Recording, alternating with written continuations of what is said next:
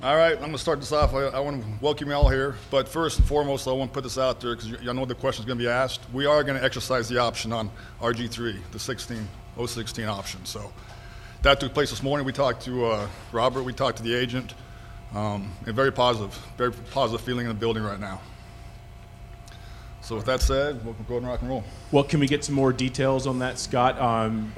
When did you guys arrive at that decision? We arrived a while back. You know, we have till Monday to make the official announcement with the league office. So we just decided with you guys all being here in the platform today, just go ahead and put it out there.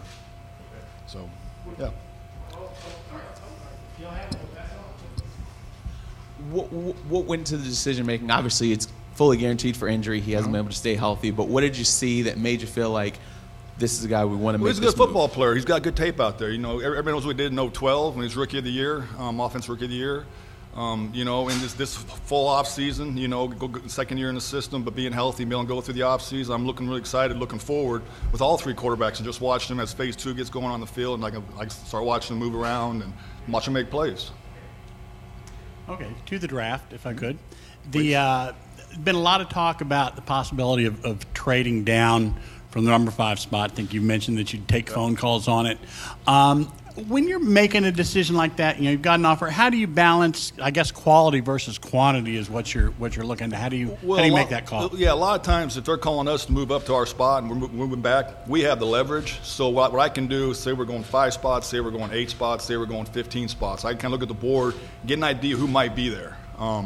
You know, we'd love to get more picks in this draft. We have our 7 originals right now. I'd love to get 10 plus out of this thing. But if not, we'll be okay. If we stay put at 5, we're going to get a good football player at 5. But, you know, you go with the board, you know, and you get a pretty good idea what team needs are, what teams are coming for, and that stuff. But the last thing you want to do is take yourself out of a really good football player. Get too cute with yourself and move back too far. And all of a sudden, you know, I have, say, 10 to 15 guys I want to pinpoint that I think can come in day one and start.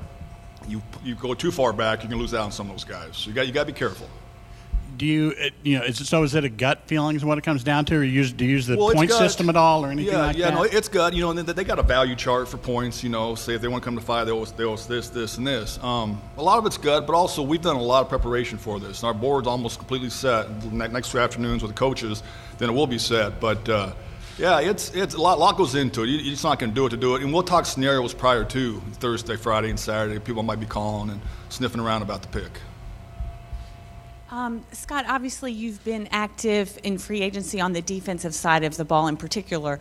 Could you talk about how you evaluate the team's needs on the offensive line and put any meat on the bones you can about the qualities you like and value in offensive linemen? Certainly. You know, again, we're not going to draft for needs. Even with free agency, we didn't go in thinking, okay, we're going to stick all on defense. We went in on special teams, offense, defense, and it just worked out to be defense, you know. But we feel we got some good football players, not just on the field but off the field, high-character guys that come from winning organizations and know what it looks like. You know, we're going to approach free agency in the draft every year the same. It's just getting good football players. You know, you always have injuries, there's trades opportunities and stuff like that. So if you can just keep stockpiling good players, the organization's going in the right direction.